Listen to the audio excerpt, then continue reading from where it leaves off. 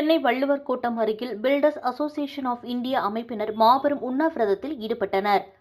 அதனைத் தொடர்ந்து செய்தியாளர்களை சந்தித்த மாநில தலைவர் பழனிவேல் அவர்கள் தெரிவித்திருப்பதாவது, சென்னை மாநகராட்சிக்கு உட்பட்ட 200 வார்டுகளில் குடிநீர் விநியோகம் மேற்கொள்வது மற்றும் கழிவுநீர் அகற்ற நிலையங்களில் பராமரிப்பு பணிகளை மேற்கொள்வதற்கு ஆண்டுதோறும் 40க்கும் அதிகமான நிறுவனங்களுக்கு ஒப்பந்தம் விடப்படுவது வழக்கம். கடந்த 25 ஆண்டுகளுக்கு மேலாக நடைமுறையில் இருந்த இந்த ஒப்பந்தம் தற்போது தமிழக அரசு திடீரென மாற்றி அமைத்திருப்பதாகவும், இந்த நடைமுறை முழுமையாக அமலுக்கு வந்தால் 5 நிறுவனங்களுக்கு மட்டுமே பேக்கேஜ் ஒப்பந்தம் கொடுக்கப்படும் என்று கூறினார். அதிலும் ஓராண்டிற்கு மட்டுமே ஒப்பந்தம் விடப்பட்டு வந்த நிலையில் தற்போது 3 ஆண்டுகளுக்கு ஒருமுறை என்ற அளவில் ஒப்பந்தம் மாற்றி அமைக்கப்பட்டுள்ளதாகவும் குற்றம் சாட்டினார். எனவே தமிழக அரசின் இந்த நடவடிக்கையை கைவிட்டு பழைய நடைமுறையின்படியே 139ஆம் எண் கொண்ட அரசாணையில் என்ன வழிமுறைகள் உள்ளதோ அதனை முழுமையாக பின்பற்றியே ஒப்பந்தம் விட வேண்டும் என்று கூறினார்.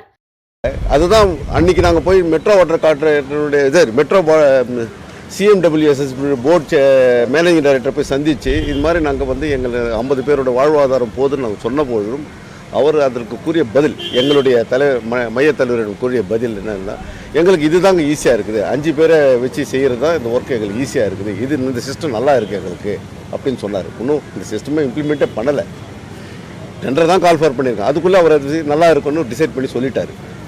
அப்போது என்ன இருக்குது, என்ன நினைக்கணும் சொல்லுங்கள், நீங்களே சொல்லுங்கள். கூட இருந்து செயல்படுவார்கள், இதெல்லாம் வந்து இருக்க தான் செய்யும். இது எல்லா நிறுவனங்களிலும் எல்லா ஆர்கனைசேஷன்லையும் இந்த மாதிரி ஒரு நடைமுறையில் இருக்க தான் செய்யும்.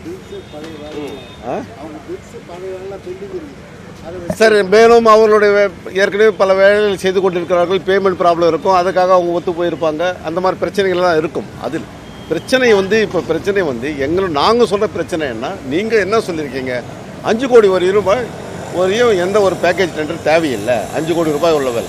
அதனால் நாங்கள் இப்போ என்ன சொல்கிறோம், 30 லட்சம் 40 லட்சம் அந்த மாதிரி வேலைகள்லாம் இணைத்து 100 கோடி ஆக்கி எதற்காக டெண்டர் விட்டு ஏற்கனவே செய்து கொண்டிருப்பார்.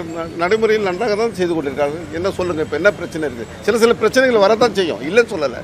பட் மேஜராக இஷ்யூஸ் எதுவும் வரலை, அதையும் நாங்கள் சுட்டி காட்டியிருக்கோம். அவருக்கு ஏற்கனவே இந்த ஜிஓவையும் மேற்கோள் காட்டியிருக்கோம். இவ்வளவு நடைமுறையில் இருந்து நீங்கள் 5 டெண்டரை கூப்பிட்றீங்க, அது ஓஎன்டம் ஒர்க்னா ஆப்ரேஷன்ஸ் அண்ட் மெயின்டெனன்ஸ், ஒரு பராமரிப்பு வேலை தான். இது வந்து பெரிய டெக்னிக்கலாக பெரிய வந்து ஒரு கார்ப்பரேட் லெவல்லையோ அப்புறம் ஹைடெக் லெவல்லையோ செய்ய வேண்டிய வேலைகள் ஒன்றும் கிடையாது. இதில் இந்த மாதிரி வேலைகளை ஏன் பிரித்து வந்து ஒரு கார்ப்பரேட் முதலாளிகளுக்கு நீங்கள் கொடுக்குறீங்கன்றதை நான் கேட்குறோம். அதுக்கு தான் இந்த போராட்டமே நடத்துகிறோம்.